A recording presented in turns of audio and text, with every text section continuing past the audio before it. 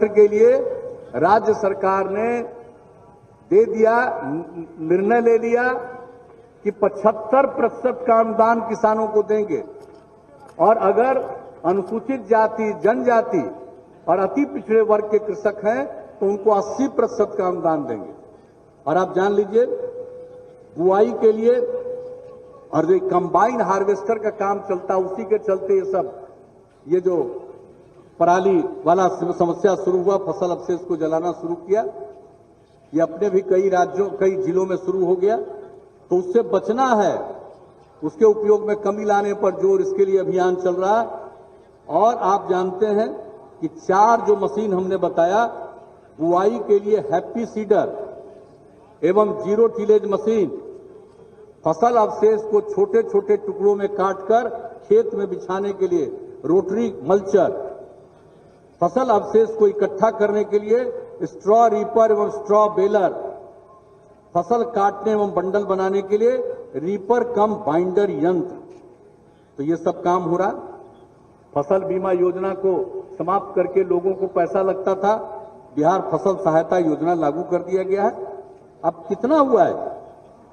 अब हम लोग अगर मछली का भी देखिए, 7-8 में 2,61,000 मीट्रिक टन था, अब मछली का बढ़ करके उत्पादन यहां हो गया 6,41,000 मीट्रिक टन। और बिहार अंतःस्थलीय इनलैंड मछली उत्पादन में 4थे स्थान पर पहुंच गया। राज्य में चावल, गेहूं और मक्का की उत्पादकता लगभग दोगुनी हो गई। तो हर क्षेत्र में काम, कौन सा काम? और एक हमारा आगे का लक्ष्य है, इतना सब काम इरिगेशन का सब कुछ कर रहे हैं, आगे मौका मिलेगा तो हम लोग हर खेत तक सिंचाई के लिए पानी पहुंचा देंगे और उस पर हमने पूरा का पूरा सर्वेक्षण का काम शुरू करवा दिया है। तो एक एक काम हम लोग करते रहते हैं। न्याय के साथ विकास, हमारा लक्ष्य हर इलाके का विकास, हर तबके का उत्थान, जो किनारे पड़े हुए हैं, हाशिए पर हैं, उनको मुख्य धारा से जोड़ने के लिए काम। और हम लोगों ने जो जल जीवन हरियाली अभियान चलाया, अब आप सोच लीजिए कितना पर्यावरण के प्रति जागृति आई है। 5 करोड़ 16 लाख से ज्यादा लोग 19 जनवरी को मानव श्रृंखला में शामिल हुए, 18,000 किलोमीटर से भी ज्यादा। पिछली बार हमने बताया था कि हम लोग करेंगे, आज कितना अच्छा हुआ। और कई काम हम लोग 24,524 करोड़ रुपए की लागत से 11 पॉइंट है, इसमें 11 योजनाएं हैं जो मिशन मोड में लागू किया जा रहा है, जिसमें 10 काम का है और 1 अभियान का है। तो ये सब काम किया जा रहा है।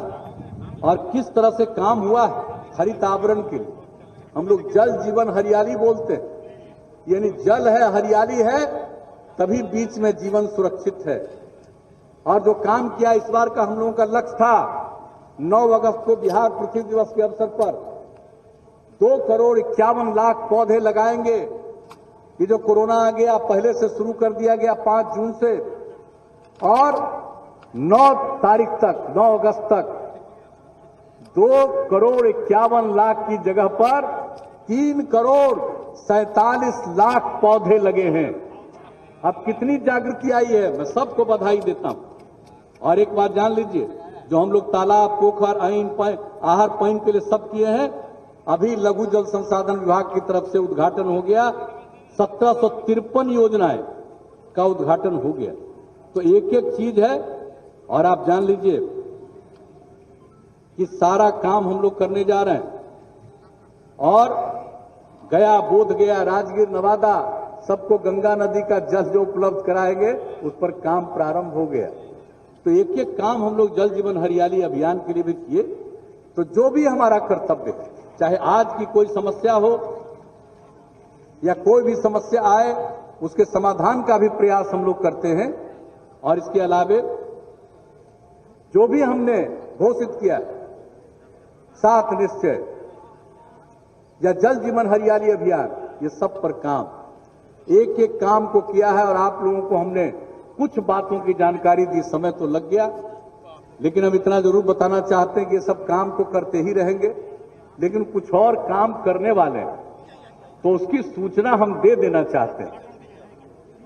राज्य के पंचायती राज संस्थान एवं नगर निकाय के शिक्षकों के सेवा शर्तों को बेहतर बनाने के लिए जितने हमारे टीचर हैं पंचायती राज संस्थान और नगर निकाय में, उनको बेहतर बनाने के लिए शीघ्र नई सेवा शर्त नियमावली लागू की जाएगी और इनके सामाजिक सुरक्षा के लिए उन्हें कर्मचारी भविष्य निधि, एम्प्लॉय प्रोविडेंट फंड, ईपीएफ का लाभ दिया जाएगा। ये हम लोगों ने तय कर दिया है और ये सब इसके लिए नियमावली बन रही है। बहुत जल्दी अब इसके बारे में सब कुछ का फॉर्मल जो औपचारिक निर्णय है वो अभी कुछ ही दिनों के अंदर हो जाएगा। मैं इसकी जानकारी आपको दे देना चाहता हूं। और राज्य सरकार द्वारा सभी पंचायतों में जो हमने जिक्र किया, एक एक उच्च माध्यमिक विद्यालय की स्थापना, तो इसके लिए सबको शिक्षा की सुविधा उपलब्ध कराने के लिए 33,916 शिक्षकों का पद सृजित किया गया है, जिन पर नियुक्ति की कार्रवाई शीघ्र प्रारंभ कर दी जाएगी। आप समझ लीजिए, जो +2 स्कूल जो हम लोग हर पंचायत में खोलने का निर्णय ले लिए और कर दिया, 9वीं की पढ़ाई शुरू हो जाएगी जब भी खुलेगा।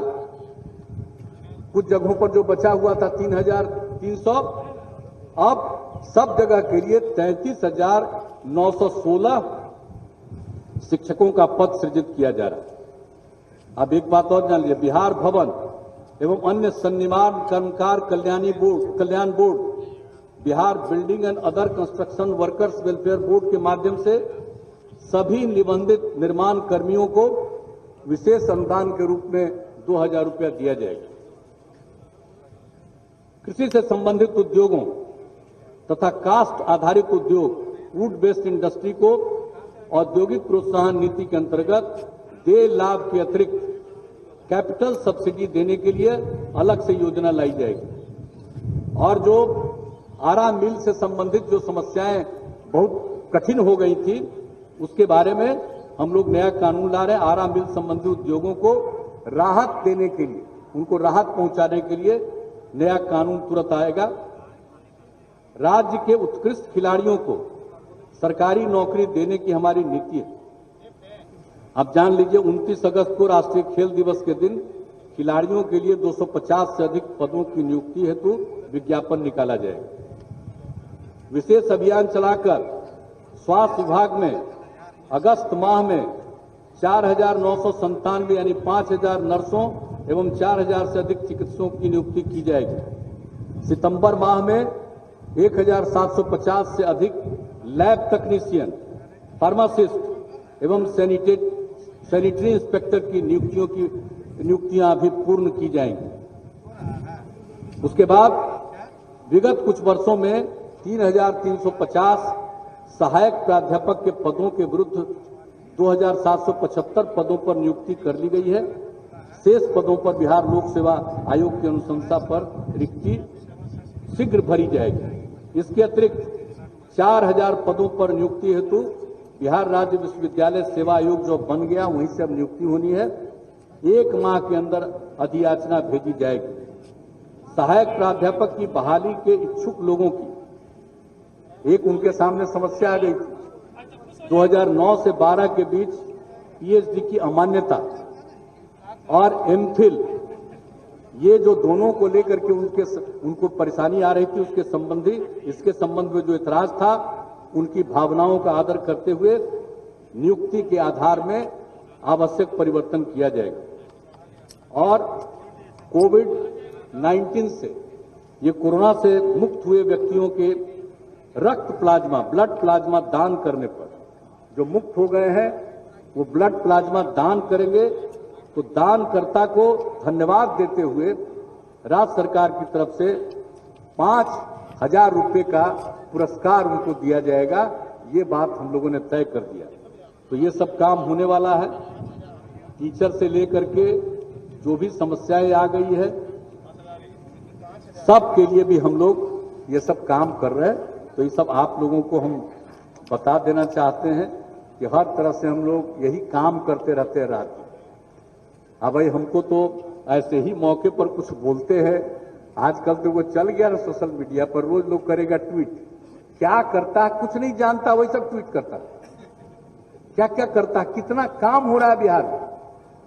हम तो सारे अपने आप सब लोगों को हाथ जोड़ करके प्रार्थना करेंगे कि भाई सच्चाई का, पहले सच्चाई आती थी, पहले क्या था, अब क्या है, आपको खुद विश्लेषण करना चाहिए। हमने तो सरकारी अधिकारियों को भी कहा, पहले से लेकर के अब तक जो भी स्थिति है उसका आकलन करके इस बात को लोगों के सामने रखिए, ताकि आने वाली नई पीढ़ी को ठीक ढंग से जानकारी हो।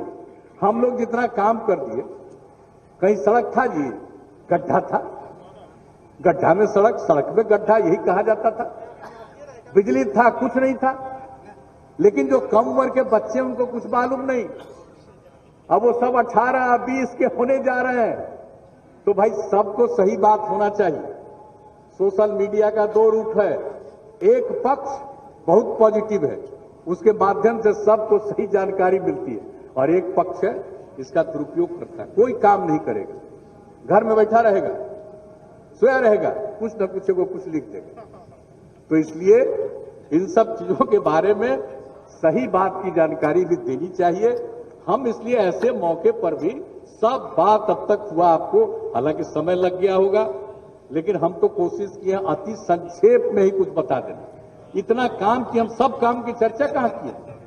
अगर हम सब काम की चर्चा करेंगे तो आप लोगों को कई बार पानी पीने की जरूरत पड़ेगी। हमारे पुलिस वाले ही आज हैं, उनमें कई लोगों को तकलीफ सुबह से ही ऐसे ही होगा। यहां पर तो लोग अपना अंदर बैठे हुए, इनको तो कोई बात नहीं है, लेकिन बाकी लोगों को, इसलिए हम ज्यादा आप लोगों को इसमें हम ज्यादा आपका समय नहीं लेंगे। हम इतना ही कहते हुए इतना ही आपको वचन देते हैं कि भाई लोगों की सेवा करना ही हमारा दिलचस्पी है, और आप जान लीजिए लोगों की सेवा करना ही हमारा धर्म है, और इसी के आधार पर हम आगे चलते हैं। और सरकार की कामना है कि समाज में सद्भाव एवं भाईचारा का वातावरण कायम रहे तथा पर्यावरण का संरक्षण हो और राज्य को कोरोना संक्रमण की महामारी से मुक्ति मिले। सभी चुनौतियों के बावजूद हमारा राज्य प्रगति के पथ पर अग्रसर है। हमारा अतीत गौरवशाली है, विरासत समृद्ध।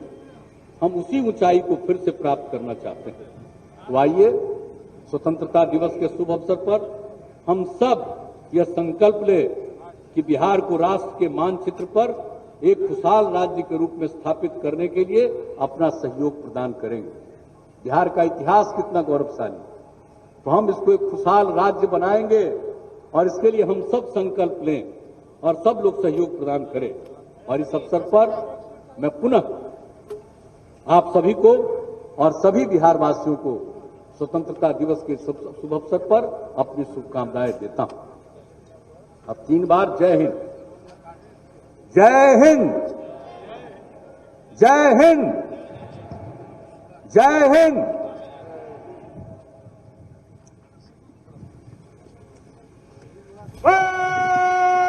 आज के मुख्य अतिथि हंसी भोली सी खुशी फूलों सी वो बाहें भूल गए जब देश ने दिया